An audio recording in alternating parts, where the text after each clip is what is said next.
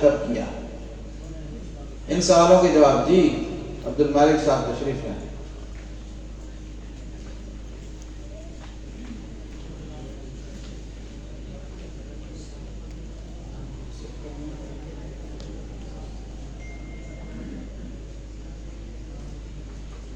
حضرت شیخ الہند نے پہلا حج کب کیا؟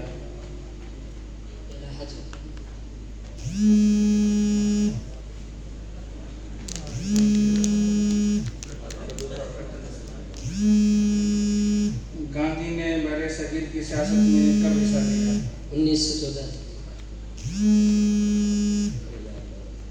کابل میں جلا وطن حکومت کا کیا نام تھا؟ حکومت موقت ہے آزاد پوری حکومت۔ حضرت مولانا سندھی کابل کے لیے کب روانہ ہوئے؟ 1913 میں۔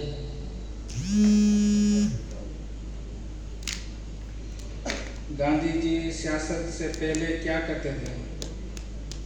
ایک این جی او چلایا کرتے تھے اور محض انگریزوں کی وکالت کیا کرتے تھے۔ چار سوالوں کے صحیح جواب میں نے دے دیا۔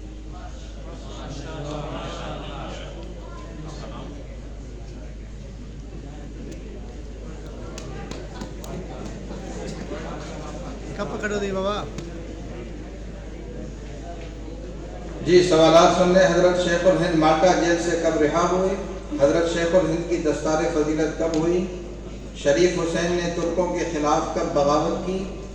مولانا سندھی نے دہلی میں کون سا ادارہ قائم کیا؟ لارڈ رابرٹ کیا کہتے ہیں؟ بانی دارالعلوم دیوبند کا نام بتائیں۔ جی ان سوالات کے جوابات، ان میں سے 4 کے جوابات جس کو پتہ ہیں وہ اپنا ہاتھ اوپر کریں گے۔ 4 یا 3 کے جواب بھی پتہ ہو ہاتھ اوپر کر سکتے ہیں۔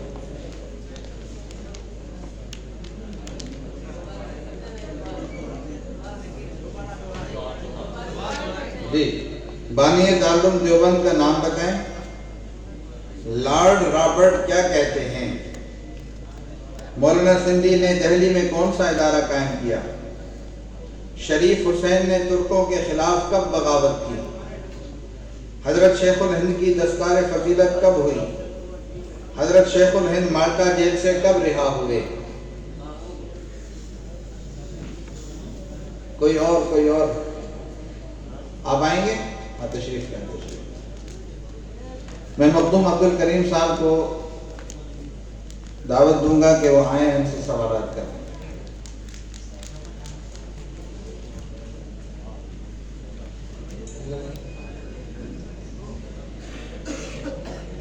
حضرت شیخ الہند رحمۃ اللہ علیہ مالٹا جیل سے کب رہا ہوئے؟ حضرت شیخ الہند رحمۃ اللہ علیہ مالٹا کی جیل سے کب رہا ہوئے؟ حضرت شیخ الہند کی دستار فضیلت کب ہوئی؟ ٹھیک ہے صحیح جواب۔ شریف حسین نے ترکوں کے خلاف کب بغاوت کی؟ مولانا سندھی نے دہلی میں کون سا ادارہ قائم کیا؟ صحیح جواب نظارہ معارف القرآنی۔ بانی دارالعلوم دیوبند کا نام بتائیں۔ لارڈ رابرٹ کیا کہتے ہیں؟ 3 کے صحیح جواب۔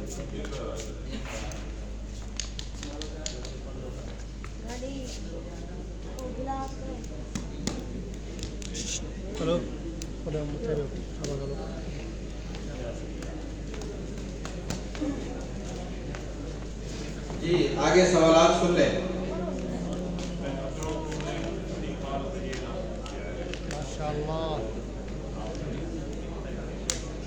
حضرت شیخ الہند اپنے مربی و استاد مولانا محمد قاسم نانوتوی کو کس نام سے یاد فرماتے تھے؟ ریشمی خطوط حیدرآباد سندھ میں کس کو پہنچانے تھے؟ مدینہ منورہ میں حضرت شیخ الہند نے کس کے پاس قیام فرمایا؟ مولانا سندھی دیوبند سے دہلی کب منتقل ہوئے؟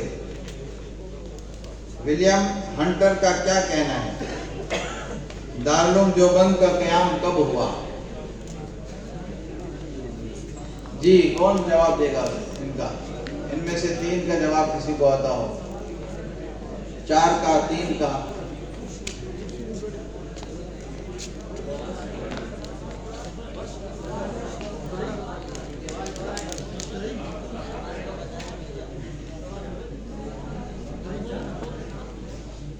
جی ولیم ہنٹر کا کیا کہنا ہے؟ دارالعلوم دیوبند کا قیام کب ہوا؟ مولانا سندھی دیوبند سے دہلی کب منتقل ہوئے؟ مدینہ منورہ میں حضرت شیخ الہند نے کس کے پاس قیام فرمایا؟ ریشمی خطوط حیدرآباد سندھ میں کس کو پہنچانے تھے؟ حضرت شیخ الہند اپنے مربی اور استاد مولانا محمد قاسم نانوتوی رحمہ اللہ کو کس نام سے یاد فرماتے تھے؟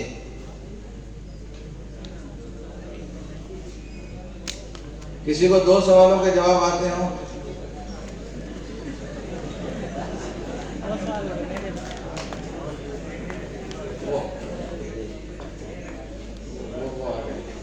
چلیے آپ سے اگلے سوال جی۔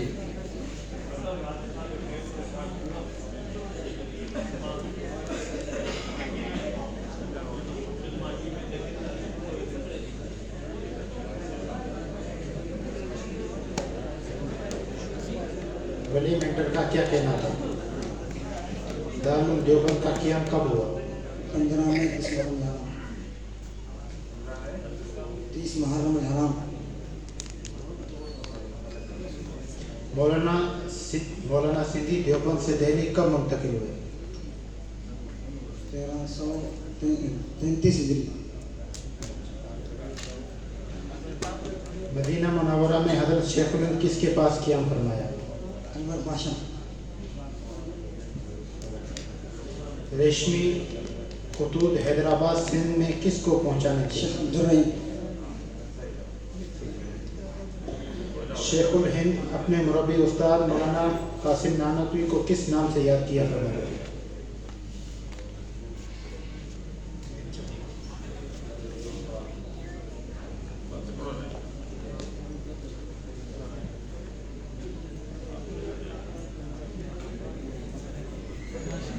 ماشاء اللہ، کیا بات ہے بھائی!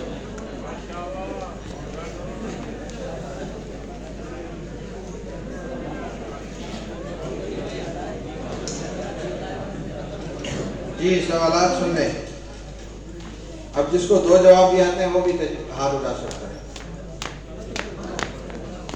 حضرت شیخ الہند کی سیاسی تحریک پر دارالعلوم دیوبند کے کس استاد نے اختلاف کیا؟ حضرت شیخ الہند کی حجاز مقدس میں سب سے پہلے کس حکمران سے ملاقات ہوئی؟ جمعیت الانصار کا قیام کب ہوا؟ سر سید احمد خان کا کیا نظریہ تھا؟ حضرت شیخ الہند دارالعلوم دیوبند کے شیخ الحدیث کب ہوئے؟ سفر حج کے ساتھ آپ کے ساتھ کون بزرگ تھے؟ 3 کے نام بتائیں۔ جی کہہ رہے بھائی، آ جائیں۔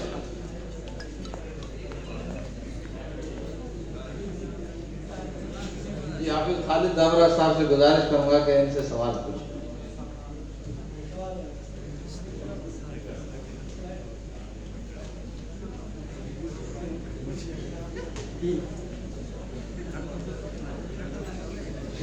سفر حج کے ساتھ آپ کے ساتھ کون بزرگ تھے؟ 3 کے نام بتائیں۔ مولانا سید حسین احمد مدنی اور مولانا قاسم نانوتوی، مولانا رشید احمد گنگوہی۔ ٹھیک ہے، ماشاء اللہ۔ حضرت شیخ الہند رحمۃ اللہ علیہ دارالعلوم دیوبند کے شیخ الحدیث کب ہوئے؟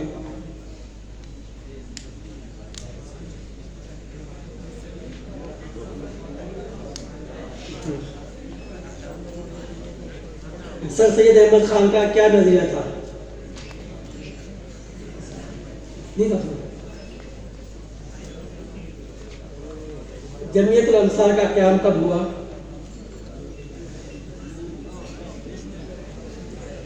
حضرت شیخ الہند کی حجاز مقدس میں سب سے پہلے کس حکمران سے ملاقات ہوئی؟ غالب پاشا سے۔ شاباش شاباش۔ حضرت شیخ الہند کی سیاسی تحریک پر دارالعلوم دیوبند کے کس استاد نے اختلاف کیا؟ مولانا حبیب الرحمان۔ ماشاء اللہ ماشاء اللہ۔ तीन जवाब सही।